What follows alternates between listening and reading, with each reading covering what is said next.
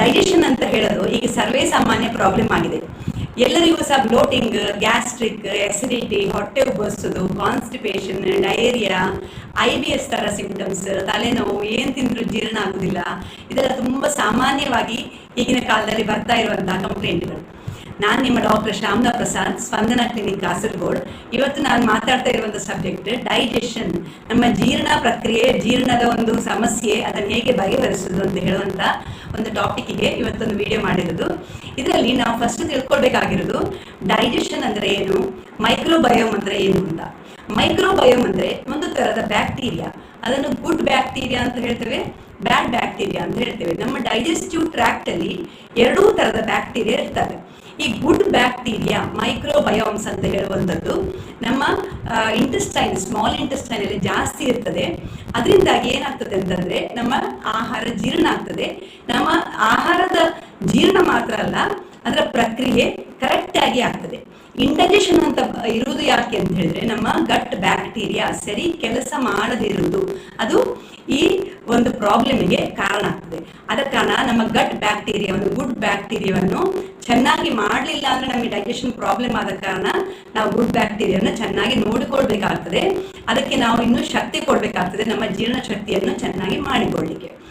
ಈಗ 5 R's ಅಂದ್ರೆ ಏನು? ಒಂದು ರಿಮೂವ್, ಇನ್ನೊಂದು ರೀಪ್ಲೇಸ್, ಇನ್ನು ಇನಾಕ್ಯುಲೇಟ್, ಥರ್ಡ್ ರಿಪೇರ್, ಫೋರ್ತ್ ರೀಬ್ಯಾಲೆನ್ಸ್. ಈ 5 Rಗಳಲ್ಲಿ ನಮ್ಮ ಡೈಜೆಷನಿನ ಒಂದು ಗುಟ್ಟು ಅಡಗಿದೆ. ಅದು ಏನು ಅಂತಂದ್ರೆ ರಿಮೂವ್ ಅಂದ್ರೆ ಏನು? ನಮಗೆ ಯಾವುದೆಲ್ಲ ಪದಾರ್ಥಗಳನ್ನು ನಾವು ತೆಗಿಬೇಕು ನಮ್ಮ ಆಹಾರದಲ್ಲಿ, ಯಾವುದೆಲ್ಲ ಕೆಟ್ಟ ಪದಾರ್ಥಗಳು ನಮ್ಮ ಸ್ಟಮಕ್ ಅಲ್ಲಿ ಇದ್ದದ್ದನ್ನು, ನಮ್ಮ ಮೈಕ್ರೋಬಯೋಮ್ ಅಥವಾ ಬ್ಯಾಕ್ಟೀರಿಯಾದಲ್ಲಿ ಬ್ಯಾಡ್ ಬ್ಯಾಕ್ಟೀರಿಯಾ ಯಾವುದೆಲ್ಲ ಉಂಟು ಅದೆಲ್ಲ ಯಾವುದೆಲ್ಲ ತೆಗಿಬೇಕು, ಅದಕ್ಕೆ ರಿಮೂವ್ ಅಂತ ಹೇಳು. ಆಹಾರದಲ್ಲಿ ಯಾವುದೆಲ್ಲ ರಿಮೂವ್ ಮಾಡ್ಬೇಕಂದ್ರೆ ಪ್ರೊಸೆಸ್ಡ್ ಫುಡ್ ಅಂದ್ರೆ ನಾವು ಮೈದಾದಲ್ಲಿ ಆಹಾರ ತಗೊಳ್ತೇವೆ, ತುಂಬಾ ಶುಗರ್ ತಗೊಳ್ತೇವೆ, ತುಂಬಾ ಎಣ್ಣೆ ಹುರಿದು ತಗೊಳ್ತೇವೆ. ಆ ತರದ ಆಹಾರವನ್ನು ರಿಮೂವ್ ಮಾಡಲೇಬೇಕು. ನಮ್ಮ ಡೈಜೆಷನ್ ಅನ್ನು ಚೆನ್ನಾಗಿ ಇಟ್ಕೊಳ್ಬೇಕಾದ್ರೆ ಕಂಪ್ಲೀಟ್ ಆಗಿ ರಿಮೂವ್ ಮಾಡುದು ಅಂತಲ್ಲ, ಅದನ್ನ ಹೇಗೆ ತಿನ್ಬೇಕು ಅಂತ ನಾನು ನಿಮಗೆ ಹೇಳಿಕೊಡ್ತೇನೆ. ಇನ್ನೊಂದು ರಿಮೂವ್ ಮಾಡಬೇಕಾದ್ರು ನಮ್ಮ ಡೈಜೆಸ್ಟಿವ್ ಸಿಸ್ಟಮ್ ಅಲ್ಲಿ ಇರುವಂತಹ ಬ್ಯಾಕ್ಟೀರಿಯಾ, ಈಸ್ಟ್, ಆ ತರದ ಅದನ್ನು ನಾವು ರಿಮೂವ್ ಮಾಡಬೇಕು. ಯಾಕಂದ್ರೆ ಅದು ನಮ್ಮ ಡೈಜೆಷನ್ಗೆ ತೊಂದರೆ ಕೊಡ್ತದೆ. ಇನ್ನೊಂದು ನಾವು ರಿಮೂವ್ ಮಾಡಬೇಕಾದದ್ದು ವಿರುದ್ಧ ಆಹಾರಗಳನ್ನು. ಅಂದ್ರೆ ನಾವು ಕೆಲವು ಆಹಾರಗಳನ್ನು ಈಗ ಬಾಳೆಹಣ್ಣು ಮತ್ತೆ ಹಾಲು ಇದನ್ನು ತಗೊಳ್ತಾ ಇರ್ತೇವೆ, ಅದು ವಿರುದ್ಧ ಆಹಾರ ಅಂತ ಹೇಳ್ತಾರೆ. ಆ ತರದ ಹುಳಿಯನ್ನು ಹಾಲು ಜೊತೆ ಮಿಕ್ಸ್ ಮಾಡೋದಾಗ್ಲಿ, ಅದು ನಮ್ಮ ಹೊಟ್ಟೆಯ ಡೈಜೆಷನ್ ಅನ್ನು ಹಾಳು ಮಾಡಲಿಕ್ಕೆ ಅದನ್ನು ಕಾರಣ ಆಗ್ತದೆ. ಆಮೇಲೆ ಬ್ರೆಡ್ ಅನ್ನು ಬೆಳಿಗ್ಗೆ ತಿನ್ನೋದು, ಅದರಿಂದಾಗಿ ಡೈಜೆಷನ್ ತೊಂದರೆ ಆಗಲಿಕ್ಕೆ ಕಾರಣ ಆಗ್ತದೆ.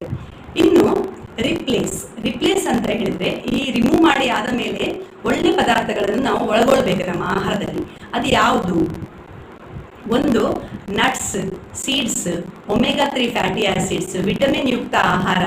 ನಾವು ರಿಪ್ಲೇಸ್ ಮಾಡಬೇಕಾದದ್ದು ಪ್ರೋಬಯೋಟಿಕ್ಸ್ ಅಂದ್ರೆ ಫರ್ಮೆಂಟೆಡ್ ಫುಡ್ಸ್. ಈಗ ದೋಸೆ, ಇಡ್ಲಿ, ಮೊಸರು, ಮಜ್ಜಿಗೆ, ಉಪ್ಪಲ್ಲಿ ಹಾಕಿಟ್ಟ ನೆಲ್ಲಿಕಾಯಿ, ಉಪ್ಪಲ್ಲಿ ಹಾಕಿಟ್ಟ ಅಮಟೆಕಾಯಿ, ಈ ತರದ ಆಹಾರವನ್ನು ನಾವು ರಿಪ್ಲೇಸ್ ಮಾಡಬೇಕು. ಅಂದ್ರೆ ಏನಂದ್ರೆ ನಮ್ಮ ಗುಡ್ ಬ್ಯಾಕ್ಟೀರಿಯಾಗೆ ಶಕ್ತಿ ಕೊಡುವಂತ ಆಹಾರಗಳಿವೆ.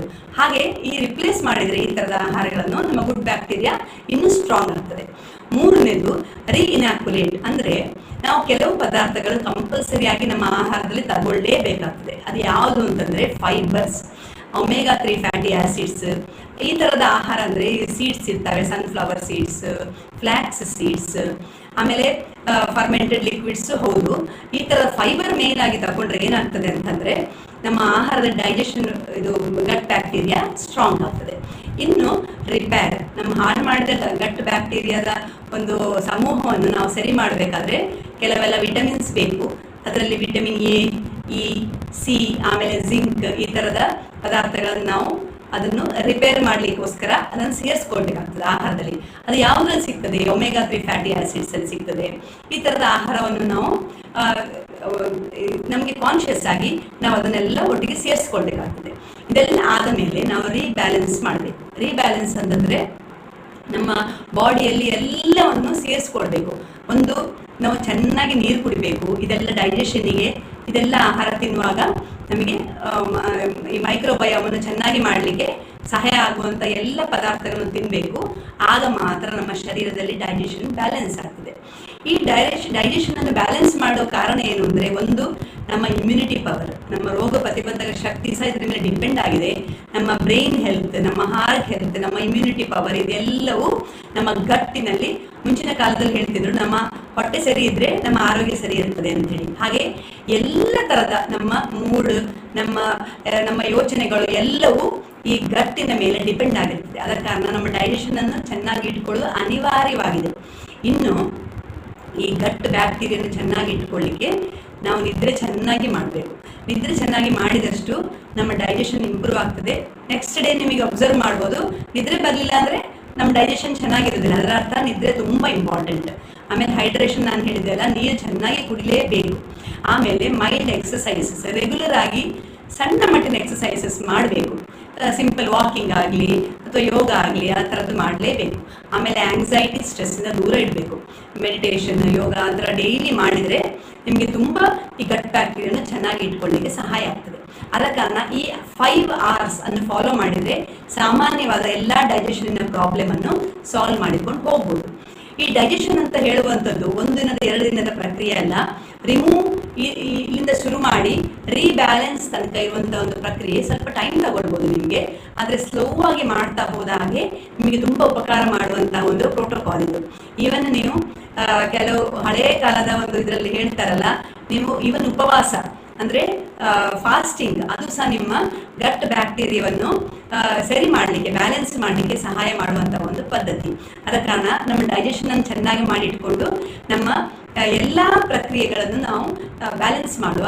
Happy living with happy digestion. Thank you very much.